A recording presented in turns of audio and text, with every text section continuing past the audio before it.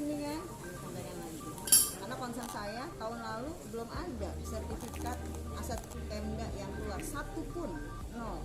Maka saya bilang 2021 saya nggak mau lagi, harus ada sertifikat yang keluar dan berapa targetnya di kami pantau sebanyak-banyaknya sebaiknya. Karena tadi pengamanan asas alas hak secara legal, yuridis itu penting. Kemudian baru nanti pemanfaatan. Jadi itu beberapa hal. Nanti mungkin keadaannya bisa.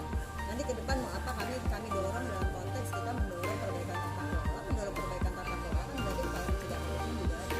Gimana transparansi juga ada, masyarakat, media dan semuanya bisa lihat semakin transparansi mendeteksi lebih dini.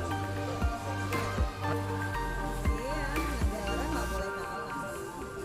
Kita harus punya kedudukan. Kita pertahankan seperti halnya itu mempertahankan tanah sendiri. Harus ada semangat itu. Dicoba semua. Perdata nggak ada. Kalau memang dalam prosesnya nanti ada pelanggaran pidana, bisa kita nanti koordinasikan dengan agama. Ada proses pelepasannya.